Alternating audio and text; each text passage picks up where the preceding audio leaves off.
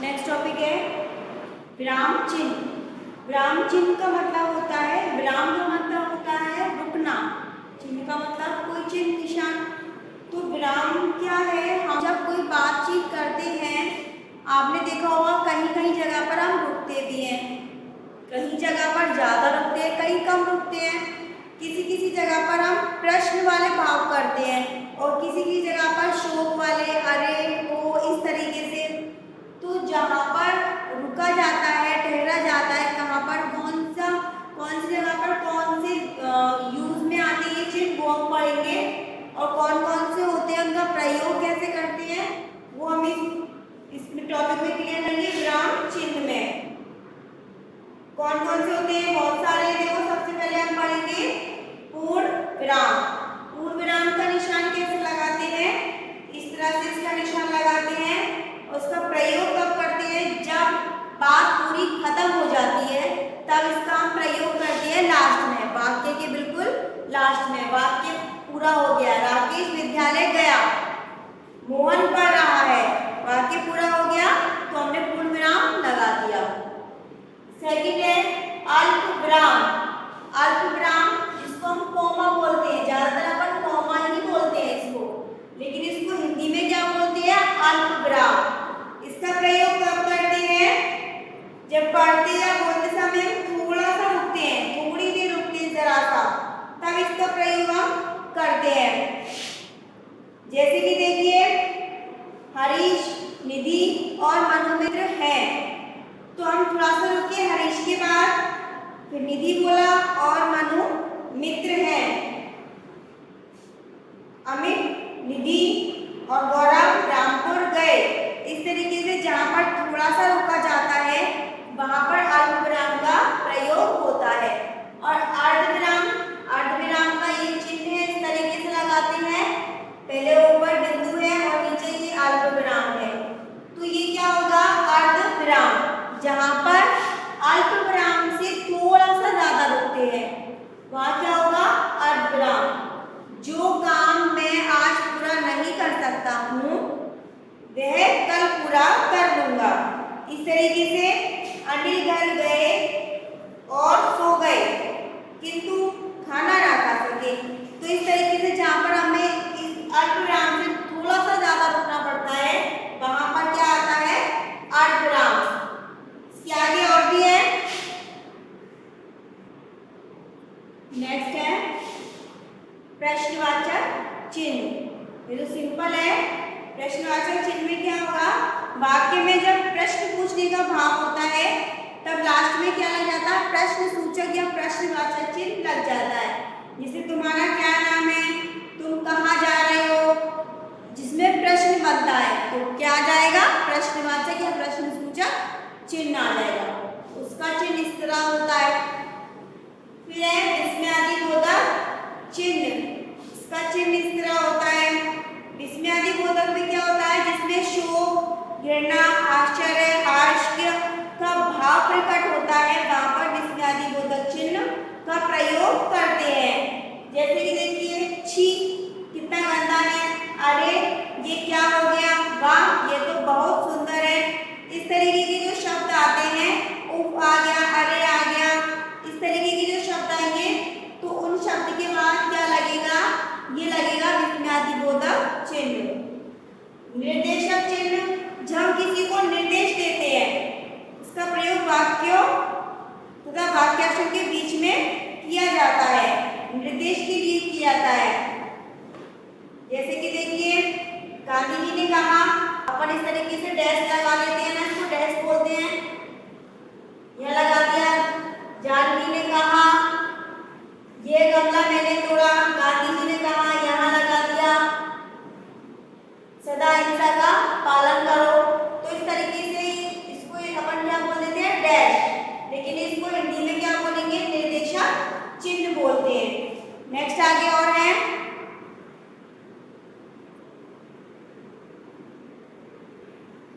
Next है संयोजक चिन्ह। कहीं कहीं पर ये संयोजक की जगह योजक भी लिखा रहता है, योजक चिन्ह। देखिए इनका प्रयोग क्या होता है, संयोजक या योजक का, ये दो शब्दों को जोड़ने के काम आता है। जैसे कि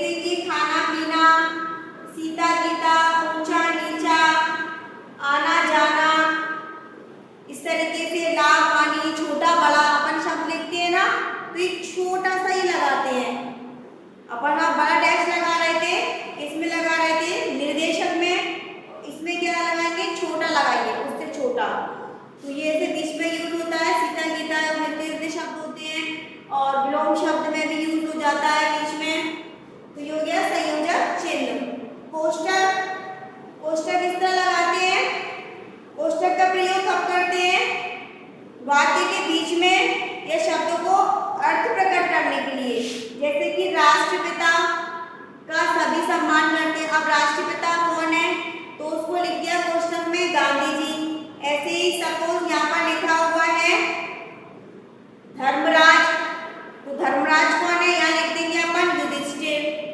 तो इस तरीके से कोई शब्द ऐसा होता है उसका अर्थ और ज्यादा क्लियर करने के लिए उसको कोष्टक में लिख देते हैं, तो वहां पर प्रयोग होता है कोष्टक का। और ये इस तरह प्रयोग भी होता है क्रमांक दर्शाने के लिए, 1 2 3 अपन लिखते हैं तो कोष्टक में 1 कर देते हैं। तो ये हो गया कोष्टक, इस तरह लगता है। लाघव चिन्ह, ये होता है लाघव चिन्ह, ये शब्द को संक्षिप्त रूप देने के लिए इसका प्रयोग किया जाता है। जहाँ पर हम पूरा पूरा शब्द ना लिख करके इस तरह से छोटा सा गोला सा बना देते हैं, तो उससे क्या होता है, हमें पता चल जाता है ये शब्द कैसे लिखा है, छोटा लिखा है, उसका पूर्ण रूप और है। जैसे कि डॉक्टर है, डॉक्टर अपन पूरा ऐसे लिखते हैं डॉक्टर,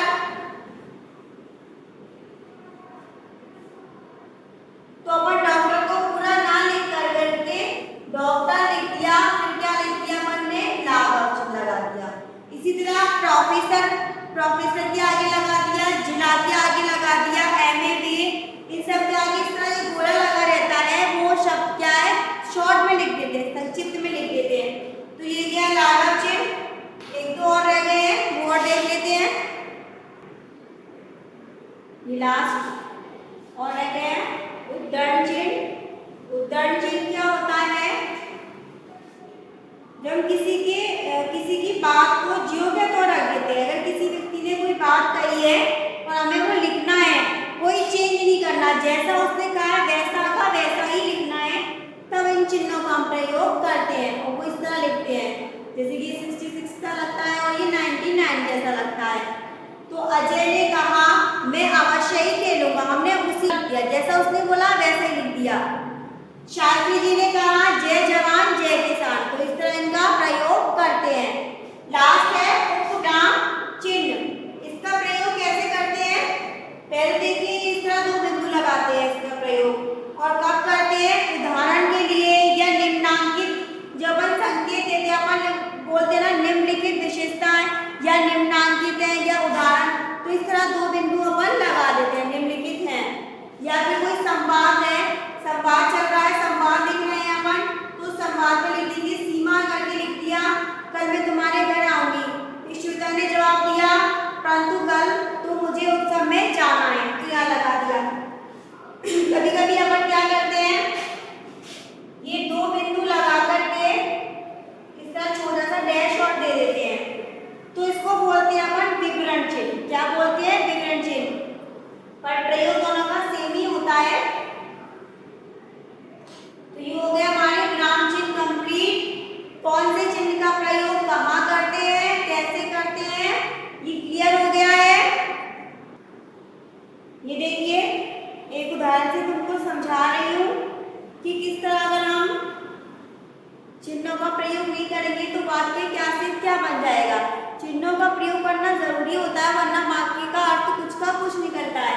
जैसे कि ये लिखा है, यहाँ मैंने लगा दिया अल्पविराम, पढ़ो मत शोर करो, तो क्या हो गया, हमें रुकना है नहीं, थोड़ा सा पढ़ो मत शोर करो, यानी कि हमसे क्या कहा जा रहा है कि पढ़ो शोर मत करो। अगर इसको डाल के यहाँ लगा दिया तो क्या हो जाएगा, पढ़ो मत शोर करो, यानी कि पढ़ना नहीं है, शोर करना है हमें। तो इसका अर्थ बदल गया पूरा एक छोटे से चिन्ह से। इसी तरह देखिए इसमें लगाओ, तो यहाँ रुकेंगे हम, चलो मत रुको, इसमें बोला जा रहा है चलो मत रुको, यानी कि रुकना नहीं है, चलना है। अगर हमने इसको डाल करके यहाँ लगा दिया चलो मत रुको, तो हमसे कहा जा रहा है कि चलो मत, यानी कि चलना नहीं है, रुकना है। तो एक चिन्ह से वाक्य